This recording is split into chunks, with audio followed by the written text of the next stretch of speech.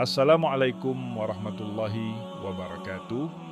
Teman-teman Story Hikmah yang dirahmati Allah Subhanahu wa Ta'ala, Story Hikmah akan menceritakan kisah Nabi Adam dan Siti Hawa diturunkan dari surga ke bumi.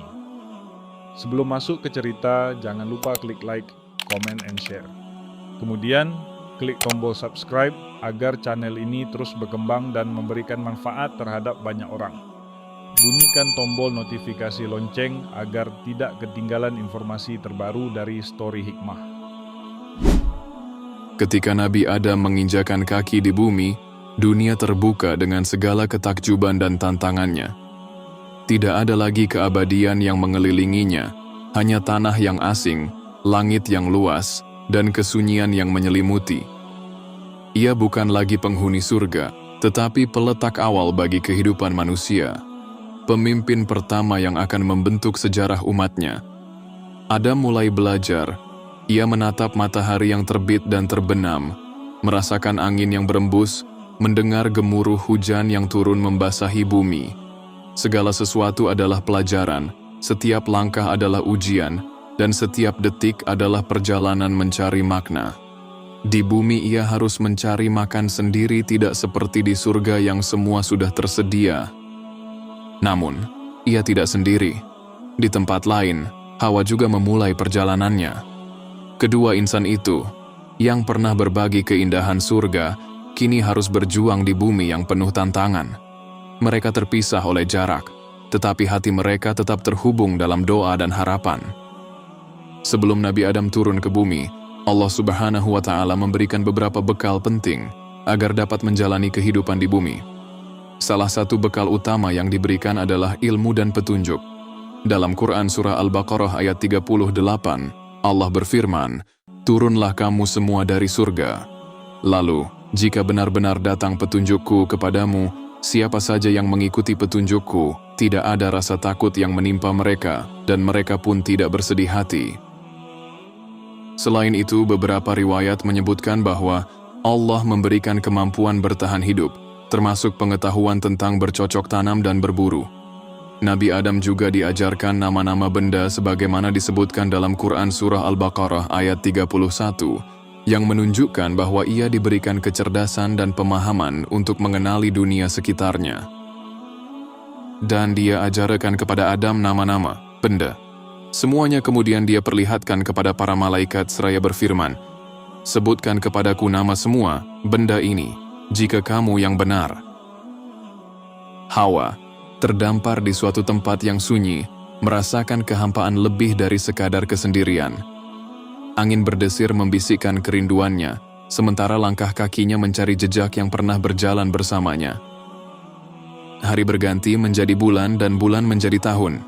Dalam pencarian yang panjang dan melelahkan, rindu menguatkan tekad mereka. Beberapa riwayat menyebutkan Nabi Adam dan Siti Hawa berpisah selama ratusan tahun. Hingga suatu hari, di sebuah lembah sunyi di Jabal Rahmah, sebuah tempat di Arafah Makkah, mereka akhirnya bertemu kembali. Mata mereka berbicara lebih dari kata-kata, mengisahkan semua kerinduan dan penyesalan yang mereka bawa dalam hati. Ini kita kenal dengan salah satu rukun ibadah haji, yaitu wukuf di Arafah, artinya berdiam diri, berdoa, dan memohon ampun kepada Allah Subhanahu wa Ta'ala. Bukit ini memiliki nilai historis yang merupakan tempat pertemuan.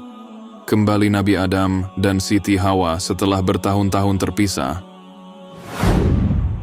Bumi bukanlah surga, tetapi di atas tanah yang keras dan di bawah langit yang luas, mereka menemukan makna baru tentang kasih sayang, perjuangan, dan harapan akan ampunan.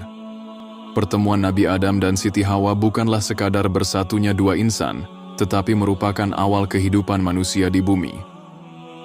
Setelah dipertemukan kembali, Nabi Adam dan Hawa menjalani kehidupan sebagai pasangan suami istri. Nabi Adam belajar bercocok tanam dan bertahan hidup. Ada kisah menarik di balik Nabi Adam belajar bercocok tanam, ketika malaikat Jibril datang kepada Nabi Adam dengan membawa 2 ekor kerbau dari surga yang berwarna hitam dan merah. Malaikat Jibril mengajarkan kepada Nabi Adam cara mengolah tanah menggunakan kerbau dan menanam benih gandum.